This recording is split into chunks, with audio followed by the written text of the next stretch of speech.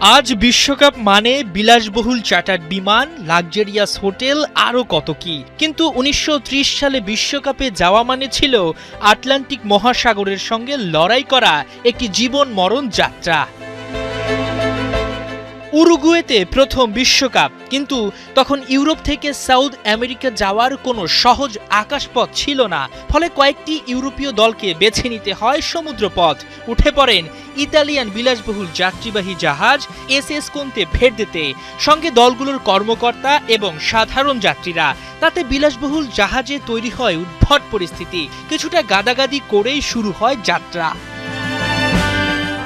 মজার ব্যাপার হলো, ওই জাহাজে শুধু ফুটবলাররা ছিলেন না, ছিলেন ফিফার সভাপতি জুলে রিমে এবং বিশ্বকাপ ট্রফি। অর্থাৎ বিশ্বকাপের স্বপ্ন, ট্রফি এবং খেলোয়াড় সবকিছুই তখন ভাসছিল সমুদ্রের ওপর। প্রায় ২ সপ্তাহের বেশি এই জার্নিতে বিপাকে পড়েন ফুটবলাররা, কেননা মাঝ সাগরে তো আর অনুশীলনের মাঠ নেই। যদিও জাহাজে ডেকেই চলেছে ট্রেনিং, ফিটনেস আর প্রস্তুতি। তবে মজার ব্যাপার হলো, যখন ফুটবলাররা জাহাজের ডেকে রানিং বা ট্রেনিং করতেন, তখন বল যেন কোনোভাবেই লাথি লেগে আটলান্টিক মহাসাগরে পড়ে না যায় সেদিকেই রাখা হতো কড়া নজর। এর কারণ, তখন খুব অল্প কিছু বল নিয়ে উরুগুয়ে যাচ্ছিল টিমগুলো। তবে প্র্যাকটিসের কষ্ট থাকলেও খাবার দাবারে ছিল রাজকীয়তা।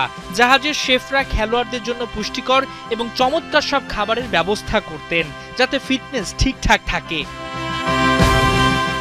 এই জার্নিতে সবচেয়ে অবাক করা ব্যাপার ছিল, প্রথম বিশ্বকাপ ট্রফিটি কোনো রাজকীয় বাক্সে ছিল না।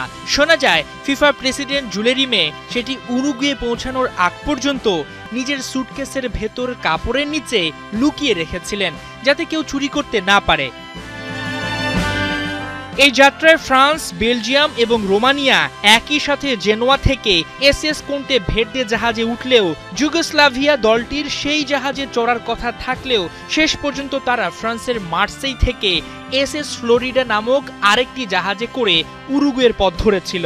তবে তাদের কষ্ট এবং রোমাঞ্চ ছিল বাকিদের মতোই। ফুটবল ইতিহাসের সেই প্রথম অধ্যায়টি কেবল একটি খেলার টুর্নামেন্টই ছিল না, সেটি ছিল ফুটবলকে বিশ্বের কাছে জনপ্রিয় করতে একদল মানুষের তীব্র আবেগ, জেদ এবং সাহসিকতার এক অনন্য দলিল। সমুদ্রকে জয় করে সেদিন ফুটবলের বিশ্বজয়ের যাত্রা শুরু হয়েছিল। আজকের আধুনিক বিশ্বকাপের সঙ্গে তুলনা করলে এটা অবিশ্বাস্য মনে হয়, কারণ তখন বিশ্বকাপ জেতার আগে প্রথম যুদ্ধ ছিল সমুদ্রকে জয় করা। ফুটবলের প্রথম বিশ্বকাপ ছিল শুধু টুর্নামেন্ট নয়, ছিল এক সমুদ্র অভিযানের ইতিহাস। হাসান সজীব, ৭১।